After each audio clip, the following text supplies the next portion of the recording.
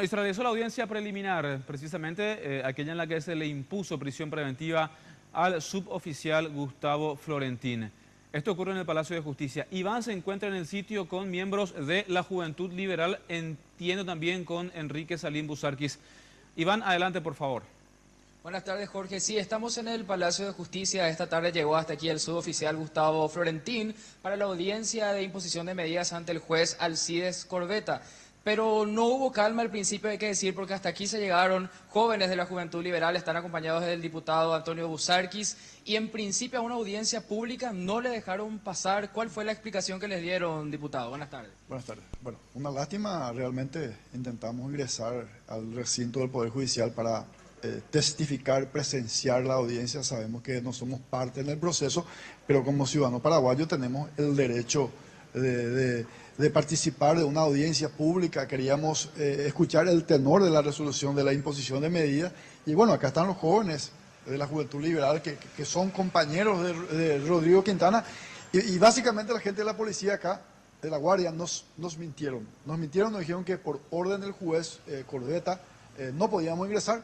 Luego, gracias a los medios de comunicación, ingresan los jóvenes con posterioridad y ahí le preguntan al juez y el juez dice que él no dio ninguna orden por la cual se prohibía el ingreso de los jóvenes. Dejando en evidencia también una contradicción, porque el juez nos decía a los miembros de la prensa que él no estaba enterado de que ustedes querían entrar. Sin embargo, los agentes de la seguridad, de la policía aquí, le decían eso, no pudieron entrar. Ahora ya están más calmados los ánimos, pero en principio había muchos nervios.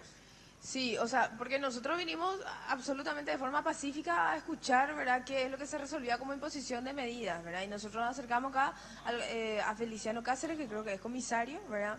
Y le preguntamos si podíamos acceder y él nos dijo que es el juez el que no estaba permitiendo que nadie ingrese, ¿verdad?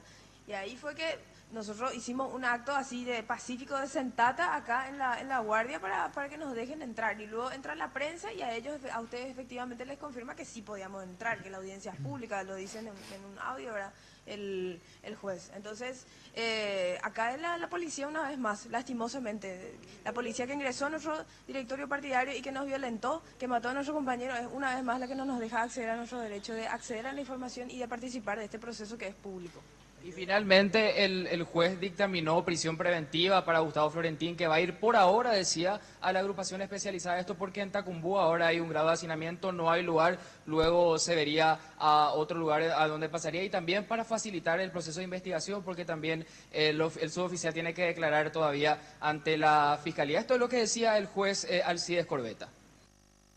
Hemos hace minutos tomado la audiencia prevista en el artículo 242 al imputado Gustavo Florentín.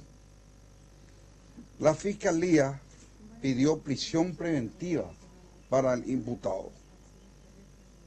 La defensa se allanó al pedido de prisión preventiva de la Fiscalía y este juzgado decretó la prisión preventiva del señor Gustavo Florentín porque estamos ante un hecho punible que constituye un crimen.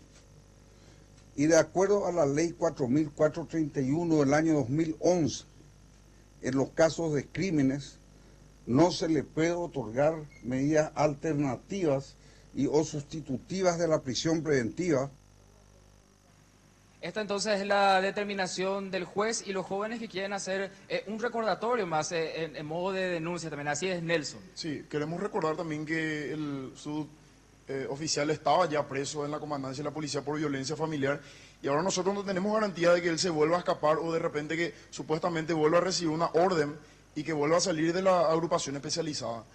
Y está bien, yo creo que Gustavo Florentín es el autor material del hecho, pero también existen autores intelectuales de este crimen y de este asesinato que le hicieron a nuestro compañero, ¿verdad? Y vamos a ir hasta las últimas instancias para que esos autores intelectuales también estén tras las reglas. ¿Quiénes son esos actores intelectuales? Yo estoy más que convencido y con todos los jóvenes estamos más convencidos que el autor principal de esto es el presidente Horacio Cartes. Eso es lo que podemos informar entonces desde el Palacio de Justicia a estas horas, compañeros. Vamos a permanecer aquí para actualizar cuando surja una nueva información. Muy bien, gracias Iván, gracias, muy amable desde el Poder Judicial. Nosotros Ahora hacemos una pausa en materia de informaciones vinculadas a esto que pasaba el viernes y que por supuesto tiene consecuencias todavía durante toda esta semana.